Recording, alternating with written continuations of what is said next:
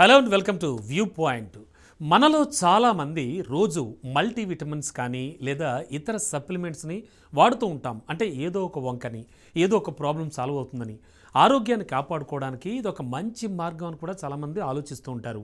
వాళ్ళ నమ్మకం కూడా. అయితే అసలు ఇవి నిజంగా బాడీకి అవసరమా లేదా, అంటే ఇవి బాడీకి మేలు చేసే కంటే కూడా కీడు ఎక్కువ చేస్తున్నాయా అని ఎవరైనా ఎప్పుడైనా ఆలోచించారంటారా? ఖచ్చితంగా ఆలోచించుండరు. వేసుకుంటూనే ఉంటారు ట్యాబ్లెట్స్, అవి కూడా మల్టీవిటమిన్ ట్యాబ్లెట్స్.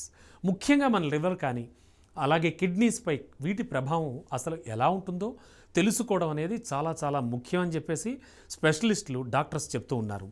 విటమిన్ సప్లిమెంట్లు ఇప్పుడు ఎక్కడ చూసినా కూడా మనకి విపరీతంగా కనిపిస్తున్నాయి, విపరీతంగా వాడుతూ ఉన్నారు. వీటిని వాడితే బలంగా, చాలా ఆరోగ్యంగా, ఎనర్జీగా కూడా, అంటే ఉత్సాహంగా కూడా ఉంటామని ప్రకటనల్లో కానీ హెల్త్ బ్లాగుల్లో కానీ చెబుతూ ఉంటారు జనరల్గా. అయితే న్యాచురల్గా ఉన్నది అని రాసి ఉన్నంత మాత్రాన, లేదా ఆరోగ్య ఉత్పత్తుల దుకాణంలో దొరికినంత మాత్రాన అది పూర్తిగా సేఫ్టీ, అంటే సురక్షితం అని అనుకోవడం మాత్రం తప్పు అంటున్నారు. ముఖ్యంగా మన లివర్ విషయంలో చాలా జాగ్రత్త అవసరం చెప్తూ ఉన్నారు ఎక్స్పర్ట్స్. అయితే శరీరంలోకి తీసుకునే ప్రతిదాన్ని కూడా మందులతో సహా సప్లిమెంట్స్ని కూడా విచ్ఛిన్నం చేసే బాధ్యత అయితే లివర్దే, అది మనకు తెలుసు. అయితే కొన్ని విటమిన్స్, అలాగే మూలికలు లేదా ప్రోటీన్ పౌడర్లను చాలా ఎక్కువ మోతాదులో తీసుకుంటున్నప్పుడు లివర్ వీటన్నింటినీ కూడా ప్రాసెస్ చేయడానికి చాలా చాలా కష్టపడాల్సి వస్తుంది. మీకు తెలుసా? సో దీనివల్ల లివర్పై, అంటే కాలేయంపై తీవ్రమైనటువంటి ప్రెషర్ కూడా పడుతుంది.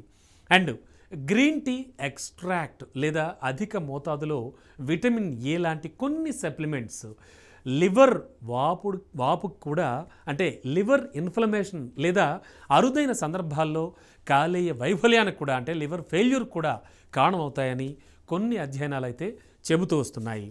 అసలు మన లివర్ చాలా చాలా పవర్ఫుల్ అయింది, అయినా కూడా దానికి కూడా ఓపిక అనేది నశిస్తుంది కదా. అవసరమైన లేదా అధిక పరిమాణంలో పూర్తిగా, అంటే పదార్థాలని నిరంతరం మనం తీసుకోవడం వల్ల అది ఖచ్చితంగా దెబ్బతినేటువంటి ప్రమాదం అయితే ఉంది. సరే, లివర్ గురించి చూసాం, ఇక కిడ్నీస్ గురించి ఆలోచిద్దాం. కిడ్నీస్ విషయం ఆలోచిస్తే ఈ రెండు చిక్కుడు గింజల ఆకారంలో ఉండేటువంటి ఈ బాడీ పార్ట్స్ మన రక్తాన్ని పూర్తిగా శుద్ధి చేసి వ్యర్థాలన్నీ మన మూత్రం ద్వారా బయటకు పంపిస్తూ ఉంటాయి. మనందరం చిన్నప్పటి నుంచి చదువుకున్నాం అది. అయితే సప్లిమెంట్లని ముఖ్యంగా చూస్తే కాల్షియం కానీ, విటమిన్ డి కానీ, లేదా ప్రోటీన్స్ కానీ ఎక్కువగా ఉండే వాటిని అత్యధికంగా తీసుకున్నప్పుడు కిడ్నీస్ చాలా అదనంగా, అంటే ఎక్స్ట్రాగా పనిచేయాల్సి వస్తుందన్నమాట.